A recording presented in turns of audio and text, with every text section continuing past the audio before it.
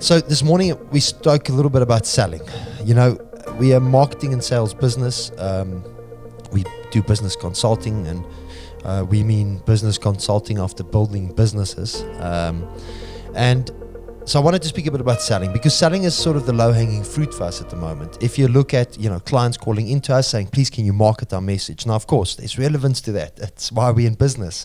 But right now, we feel the free tip here is selling. Is how do you sell in 2020? Now, everybody at the moment money is going to be used very carefully. We're all going to be money conscious. What do we spend our money on? As the economy starts feeling the effect of the COVID, and already has, it's going to become more relevant as we go along. But there's also an opportunity now for us to sell on value.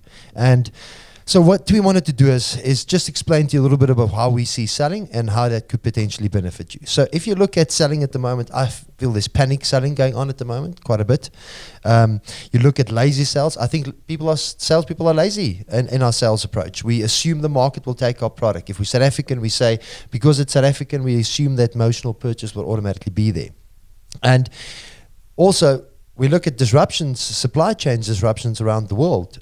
Stock not being available at the moment yet. Local companies benefiting from that supply chain disruption at the moment. So now all of these opportunities have become available with us. Now, how do we go and approach those? So what we said was there's a selling cycle. Firstly, you need to identify the target market. So are you a product or a service? So if you're a product or a service, who's the identified targeted market that I want to speak to?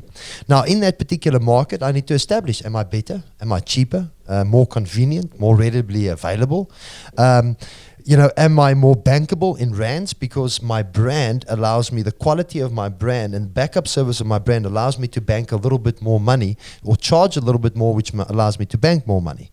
And once you've identified that, you need to have a look at and say, okay, now, how does my value proposition fall into that? So you do a little bit of homework before the time to make sure that you understand what's the value proposition for the client, what's their goals, what's their visions, where does the company want to go, and does your product or service fall into that, and does that make the journey or the goals that they have slightly easier, more convenient, more practical?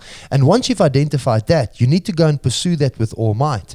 And what we do is we send out a proposal and we hope for the best, but you need to follow that proposal up. You need to go and engage with them on a continuous basis. And if you feel confident in your product and your service, then that's not a problem to do whatsoever.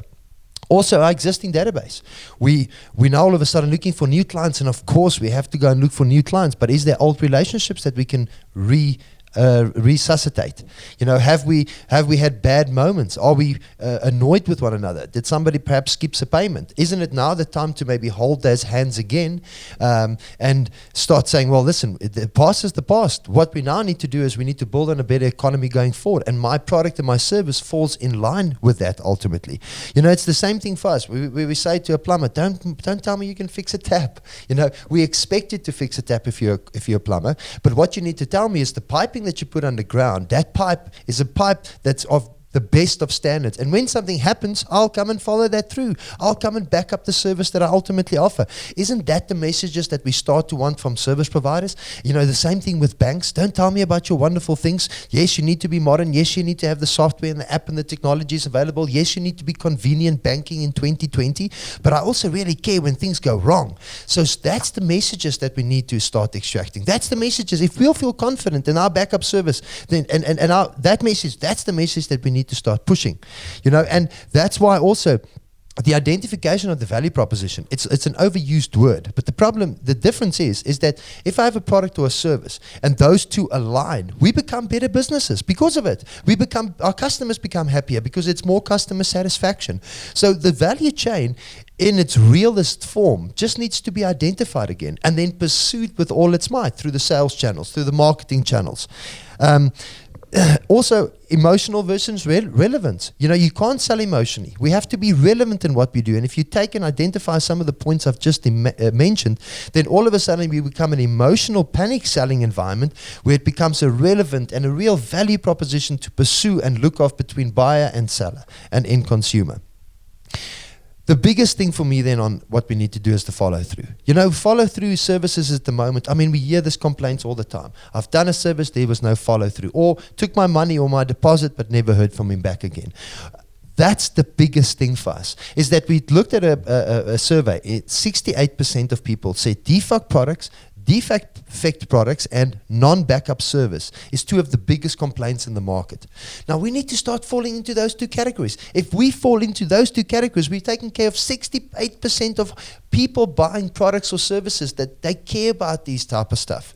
And that's why get your sales teams together. You know, get your sales distributions and the channels in which you operate, get them all together and get them passionate, get them motivated, and get them to sell the value proposition. And instead of mass selling, you know, which is some products and categories completely, there's a place for that.